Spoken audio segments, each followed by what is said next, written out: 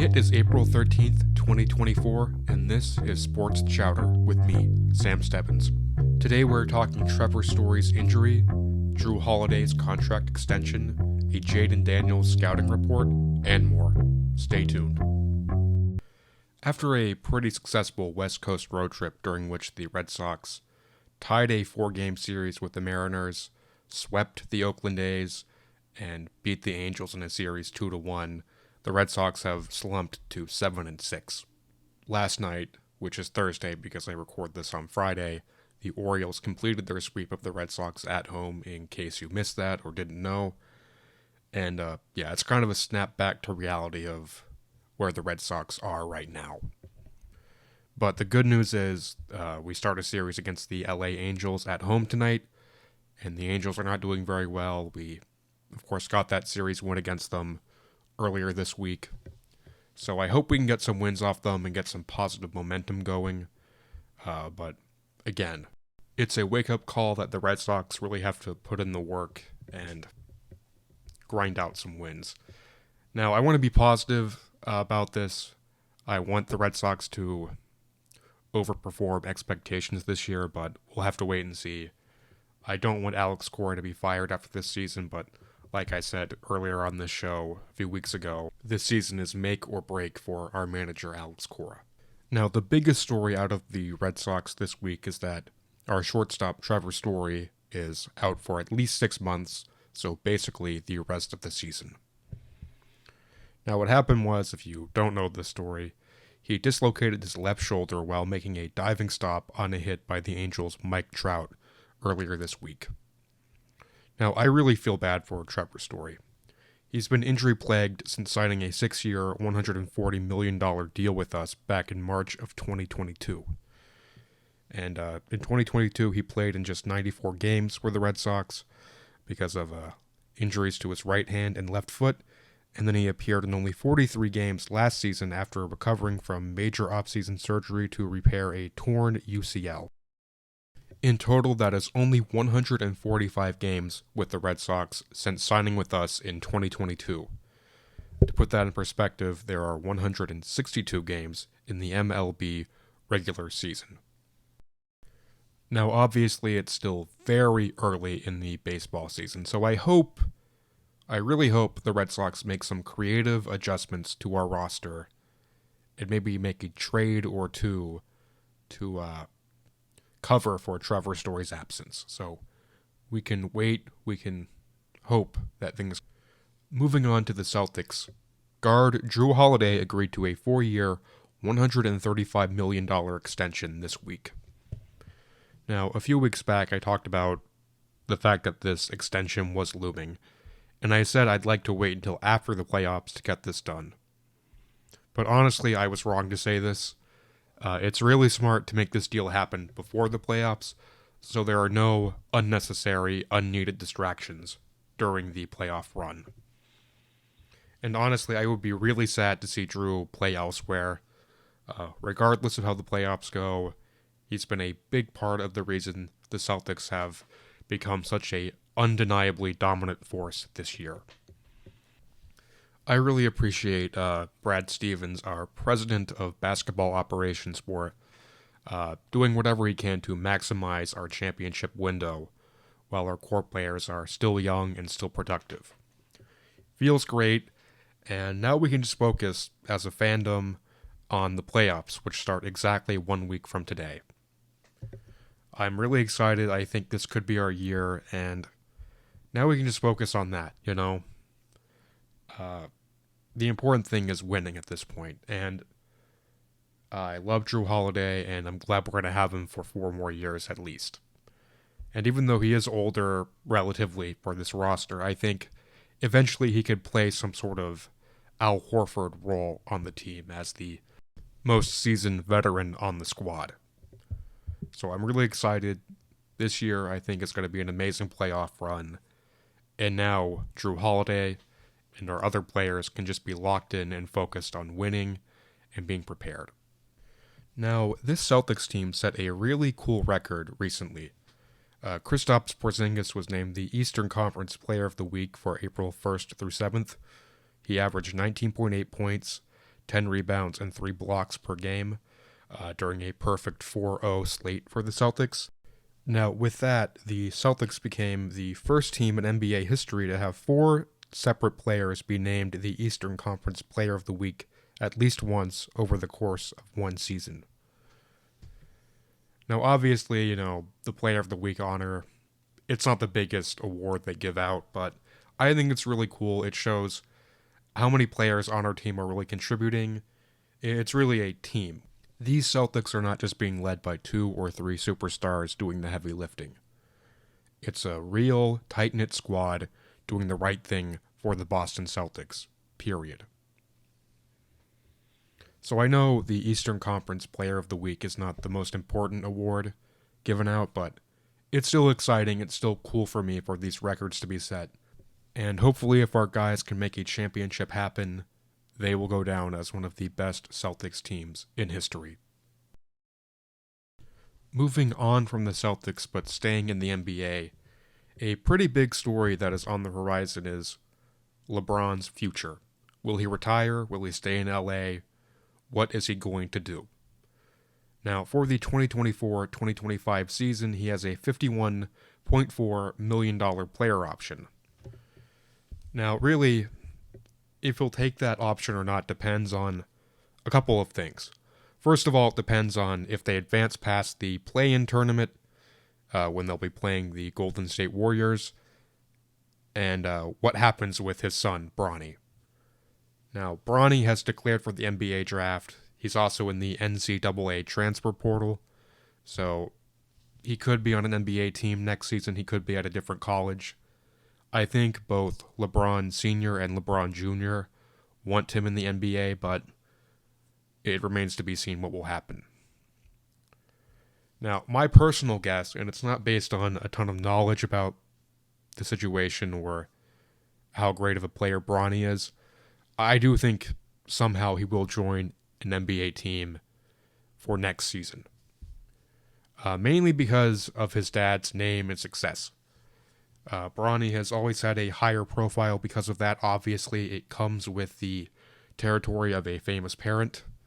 No fault in that.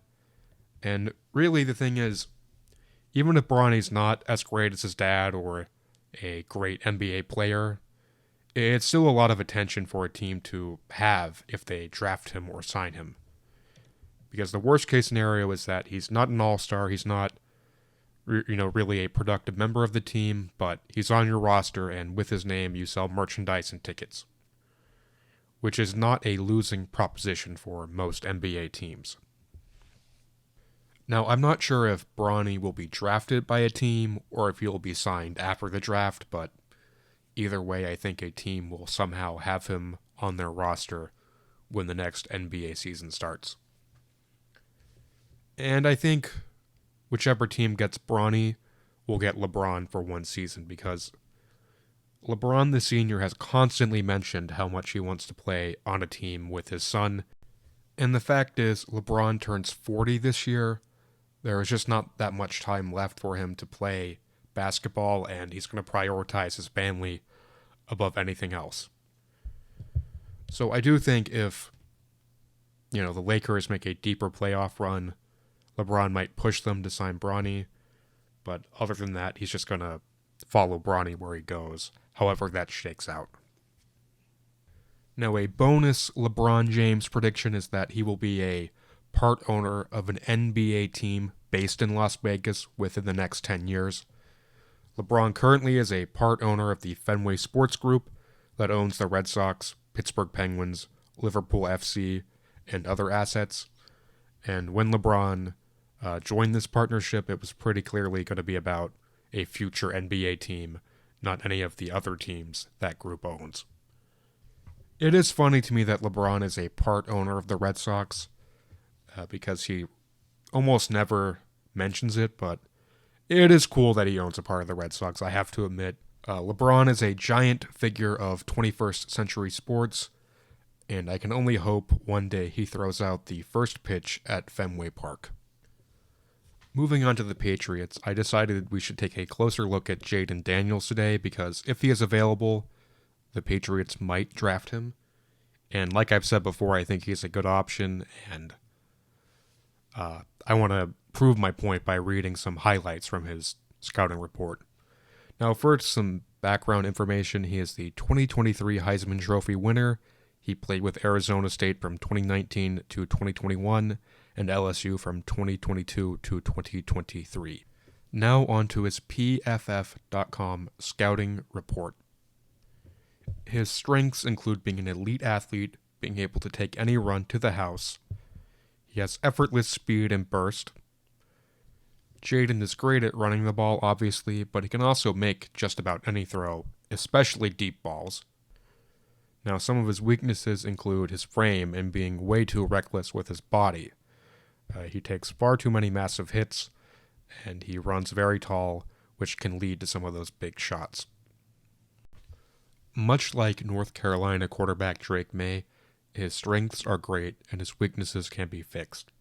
In the NFL, and possibly with the Patriots, Jaden will just have to learn discipline with his body, understanding what he can and can't do, and that by putting himself at risk, he's also putting his team at risk. So I think that's enough evidence to show that Jaden Daniels is a solid pick, and the Patriots would be lucky to have either him or Drake May. Really, when you have pick number 3, if you pick a top-tier quarterback, the ball is in your court. You know, they've done what they can in college to prove themselves, develop themselves. Now, whoever drafts these players, whoever the Patriots draft, it's up to the team to take care of them, let them have proper time to develop, and invest in the right resources, especially a solid quarterbacks coach and trainers. A lot of people think, oh, so-and-so would be Mac Jones 2.0. Really, unless we draft a mediocre quarterback, that's not going to happen. Mac Jones had a lot of potential, and we just failed to develop him. So it's a choice to redo the Mac Jones experience. I'm hoping the Patriots choose not to. I'm thinking they're not going to. I think we've learned some valuable lessons from that experience, and hopefully we move forward with wisdom. I have an update on a story I did a few weeks ago. There were rumors that there was growing tension between the Bengals and their wide receiver T. Higgins, that contract extension talks had been stalled, and now ESPN's Matt Miller is reporting that there has not been any communication between the two sides. This could very well mean that T. Higgins could be traded before the start of the next NFL season. And like I said when I previously talked about this, the Patriots should try and acquire him. It would be really helpful to Jacoby Brissett and whichever quarterback we draft coming up to have a talented wide receiver like T. Higgins on our roster. Now, I'm not foolish enough to think that we're a quarterback and a number 1 receiver away from contending for titles immediately, but they're obviously very important elements. And this season coming up is about laying a foundation for future success in the Jared Mayo era. And it would be more fun to watch the Patriots this year if we had a great wide receiver like T. Higgins. If not him, someone else. I hope that when people become available, the Patriots pick up the phone and make things happen. Before I move on from the NFL and the Patriots, I want to address something. This week, Tom Brady was on the Deep Cut podcast, and he said he'd be open to a comeback.